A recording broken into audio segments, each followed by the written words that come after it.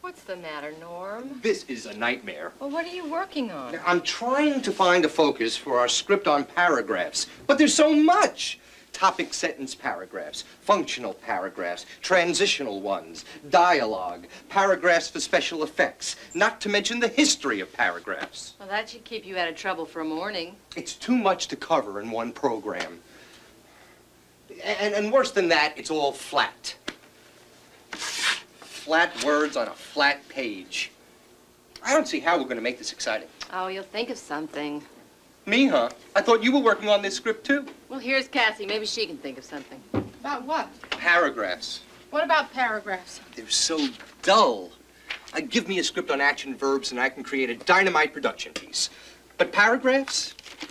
It's an instinctive process. I don't even think about them. And I don't think most other writers do either. Well, maybe you don't know them, but our students need to.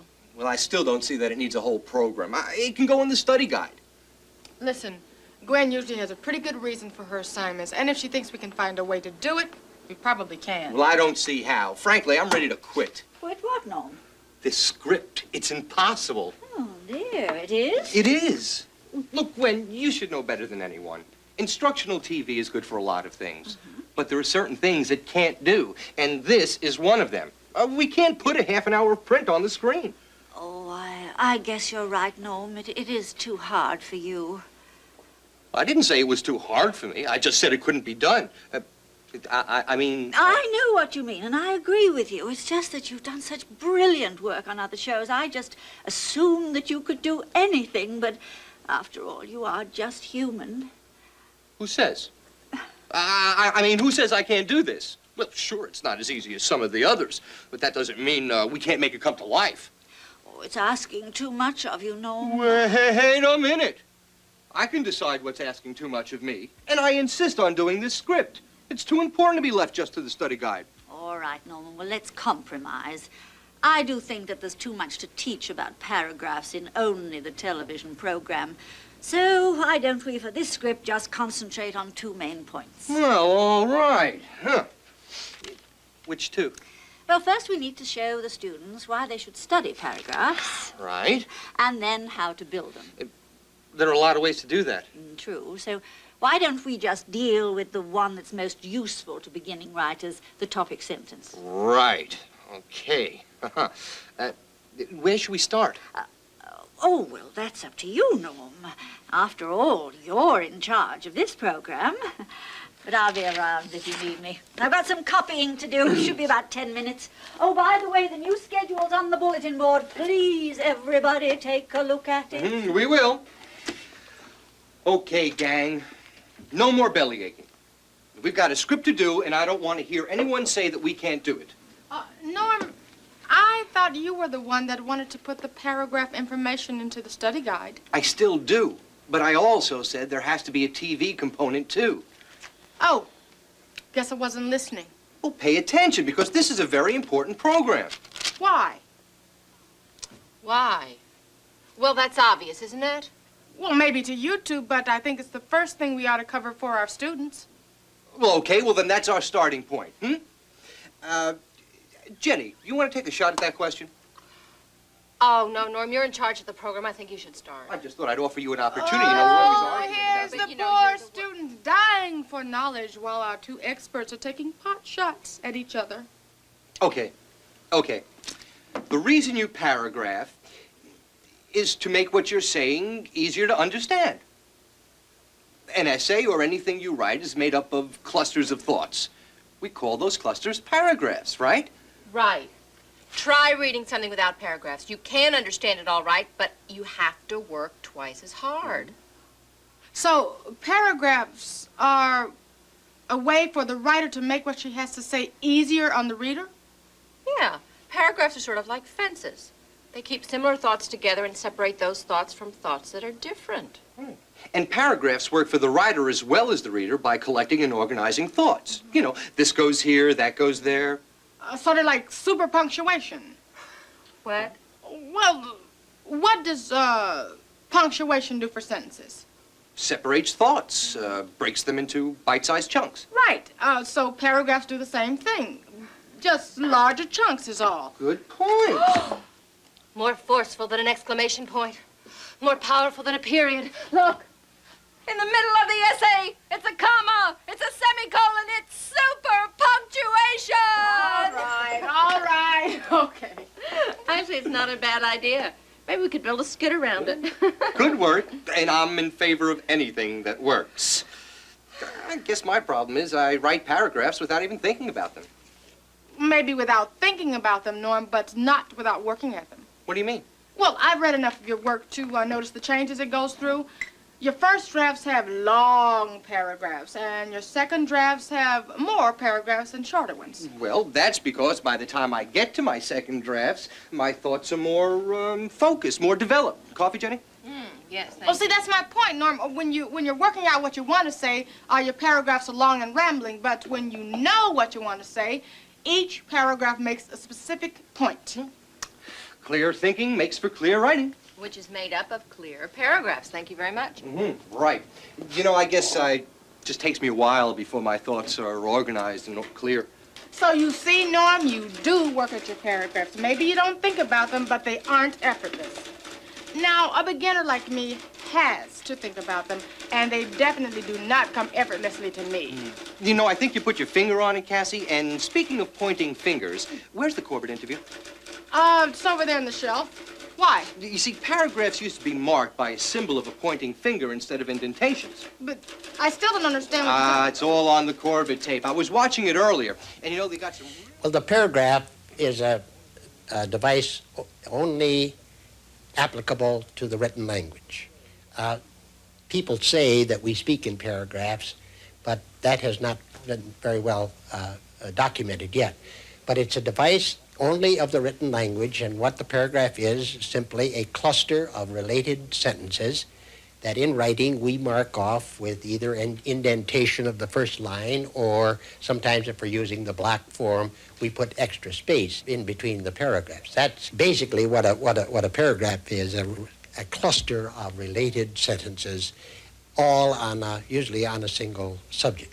It's a very, very late invention or discovery. It comes in at the end of the 19th century with Alexander Bain. If you look at some of the older documents before that time, there are no paragraphs. Shortly after the invention of printing, printers decided that they're going to have some kind of marking to indicate shifts in the development of an idea. So they would use such things as they would have fingers pointing, or they'd have that symbol that we oftentimes use for the paragraphs, but the text would be just continuous, but the way that they signaled to the reader that there was a shift in subject was some kind of device of that sort. And then printers devised the system of the indentation. It's a mark of punctuation, really. That's great, Norm. Definitely include that in the script. There's another interview on the tape that's also good. Let's see. Here. Tell me what you think. Can help them as writers, and they may not be able even to write one. At the beginning of every semester, when I ask students, what is a topic sentence, someone invariably answers, the topic sentence is the first sentence in the paragraph. Other students, though, can provide definitions which we usually agree on. The topic sentence is the main idea in the paragraph. It's the point the paragraph makes. And I'm always struck with these definitions because they're so non-personal, or maybe impersonal.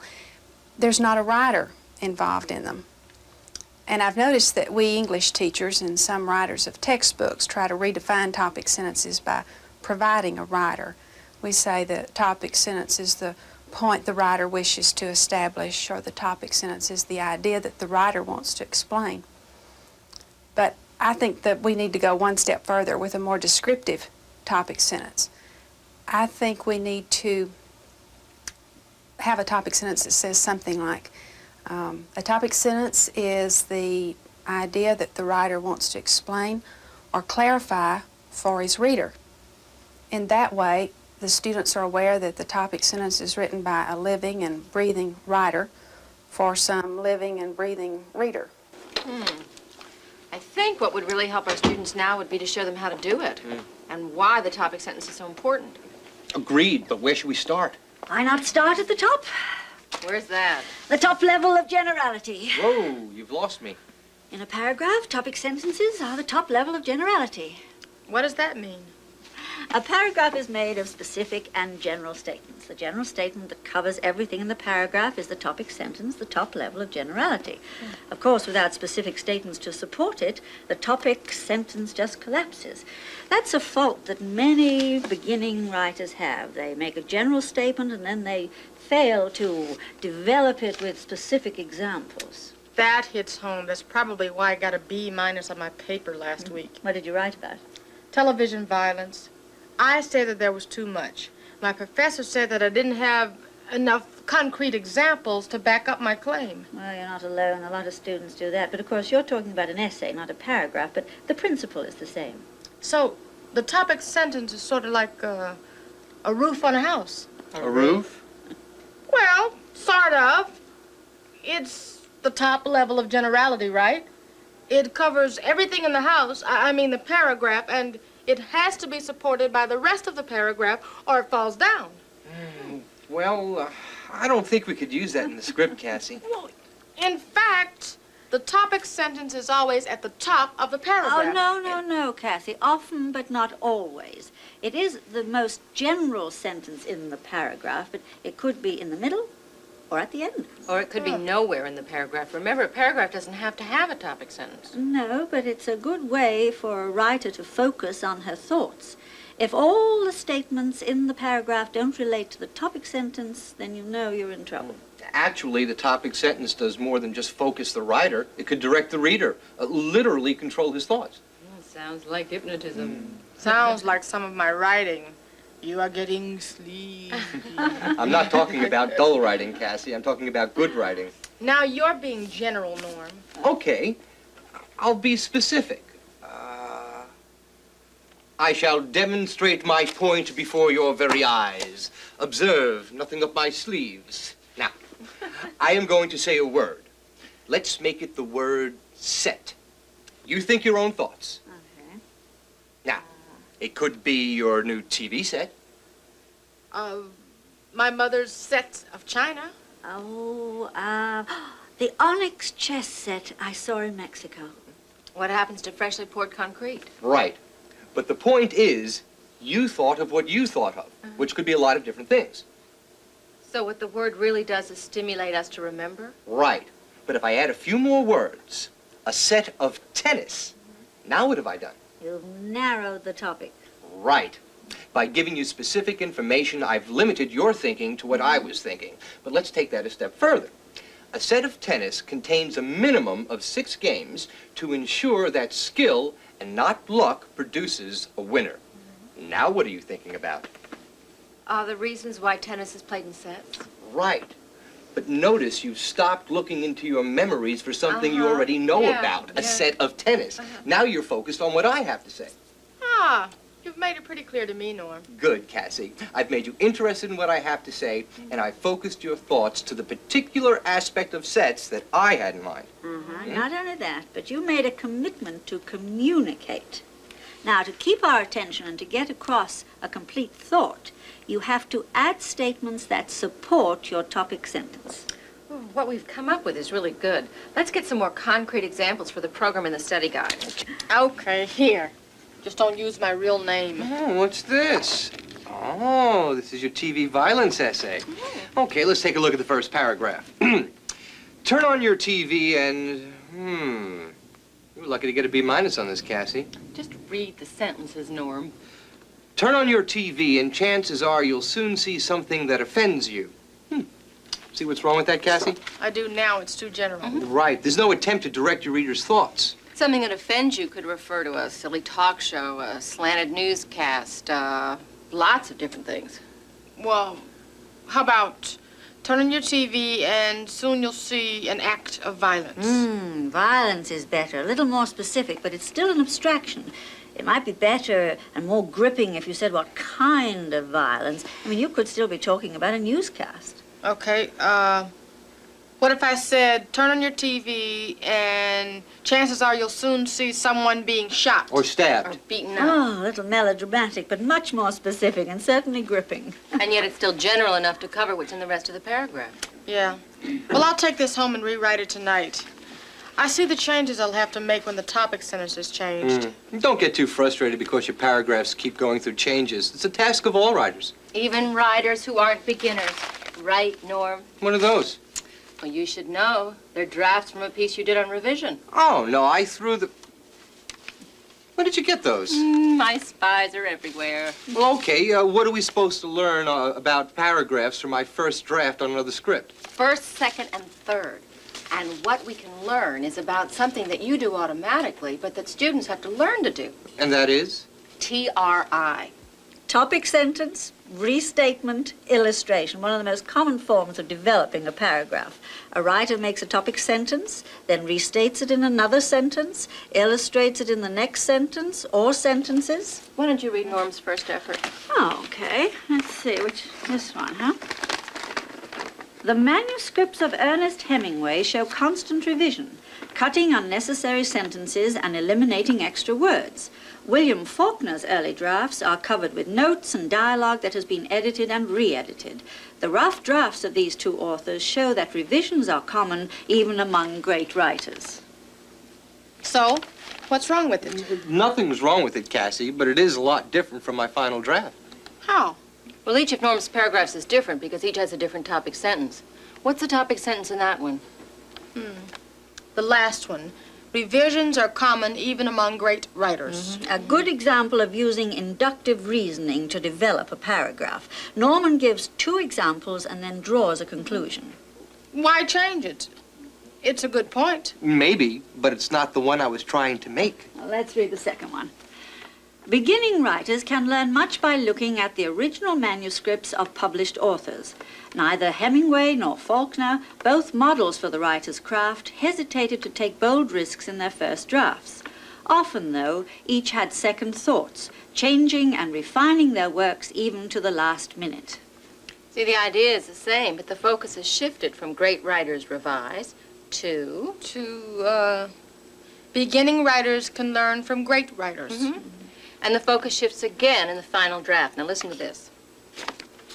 All writers take risks, but great writers take them on purpose. Beginning writers can learn much by looking at the original manuscripts of such acknowledged masters as Hemingway or Faulkner. Neither of the two played safe in their first drafts. Each regularly risked failure in the boldness of his style. Each regularly failed, at least in his first effort, succeeding only after lengthy revisions. See? TRI, topic, sentence, restatement, illustration. Oh, I see what you mean. My topic sentence, all writers take risks, would have been too vague in general if I didn't restate it but great writers take them on purpose. And then you illustrated your topic sentence by showing that the final products of Hemingway and Faulkner depended on the risks they took at the first draft stage.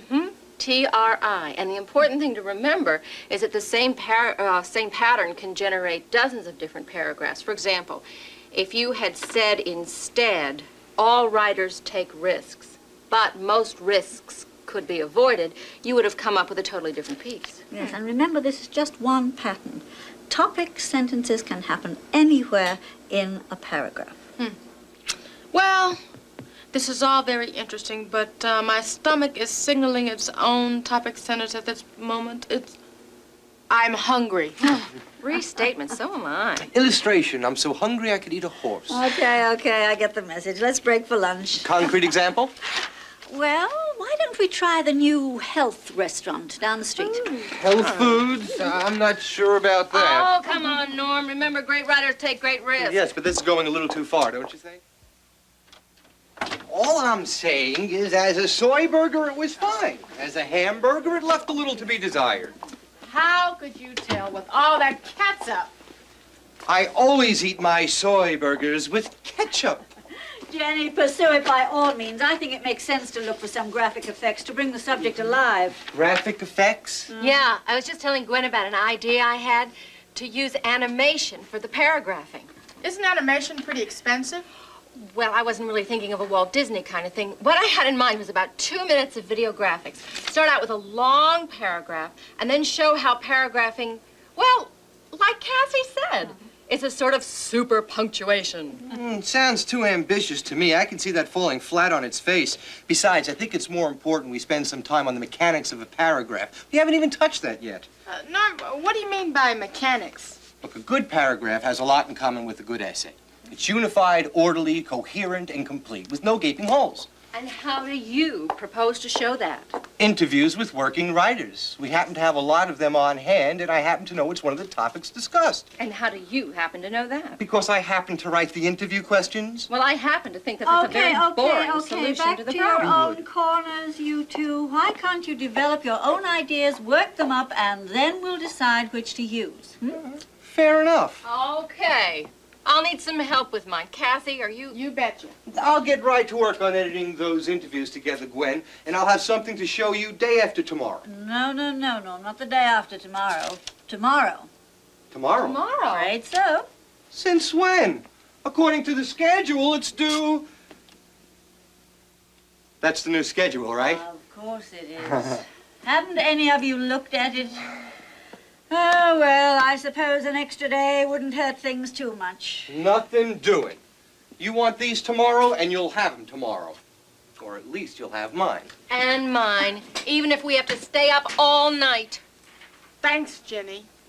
Such marvelous enthusiasm. I can hardly wait until tomorrow. I'm delighted you finished, but you all look exhausted. Did you work late? Sort of late. Just till 11. 11:15. Well, don't keep me in suspense. Who wants to go first? All right, I will. Ladies, you are about to watch a montage of comments made by working writers on the fine art of paragraphs.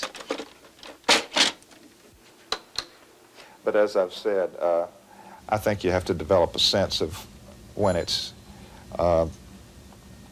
getting too fat, when you're getting too many paragraphs, too many sentences in a paragraph that consequently makes for a lot of gray type. To me, a paragraph is like taking a breath. It's the next important thing you're going to say. I think in a dramatic sense it's most effective as a signal that, okay, start thinking differently because I am thinking differently. Well, I think it's sort of like groceries. A paragraph is a sack within a sack. You buy some green peppers and you put them in a little sack and put them in the big sack so that they won't get crushed or so that they can retain their separateness. You don't want to mix them in with the beans and the tomatoes and all that sort of thing. So that the paragraph assists the reader in getting through the story, but it also assists the writer in expressing or explaining what it is he's trying to get across. That was excellent, Norm. Thank you. Your turn, Ms. Lowry. Cassie and I put this together with the help of the graphics generator. The idea is to use the possibilities of the medium to not just tell the students, but to show them as well. Although there is no formula for writing successful paragraphs, such paragraphs do have these qualities: unity, coherence, and completeness. A paragraph is unified when all the sentences in it relate to the writer's central purpose. A paragraph is coherent when all the sentences are linked together so that the reader can easily follow the writer's ideas. A paragraph is complete when the central idea is developed fully enough to leave the reader satisfied. But most important, effective paragraphs aid writers in making their ideas clear to readers. The first sentence is the topic sentence. It lets the reader know what the writer's central idea is. The next 3 sentences explain and develop the ideas introduced in the first sentence. The last sentence restates the idea found in the topic sentence in more general terms. The paragraph is unified because all the sentences relate to each other and to the central idea. The sentences in the paragraph are connected in 4 ways. Key words are repeated to link the sentences together. Another link is the pronouns used to refer to the key words. The sentence pattern in the middle 3 sentences is repeated so that it reinforces their relationships to each other. Finally, a transitional phrase signals the end of the paragraph. The paragraph is also complete. The topic sentence suggests 3 ideas. Each is supported and explained. Deleting the middle 3 sentences in which these ideas are developed would leave the reader feeling that the promise of the topic sentence had not been fulfilled. The paragraph would not be adequately developed for its purpose. I am floored, Jenny. I mean, you did it. Oh, we both did it. Okay, you both did it. Anyway, let's use it. Well, what about your interviews, Norm? No, they're good, but Jenny's piece really makes a powerful point. Now, you said I was in charge of this program, and if we only get to use one of these pieces, I insist we use Jenny's. Well, will you listen to Norman? Eat it up. You may never hear it again. Well, maybe we could manage to somehow squeeze them both in. It seems a shame for Norm's efforts to go to waste, especially as I made a small, tiny mistake in the new schedule. What sort of small, tiny mistake? Well, I didn't notice till this morning, but apparently this script needn't be finished until tomorrow. Tomorrow?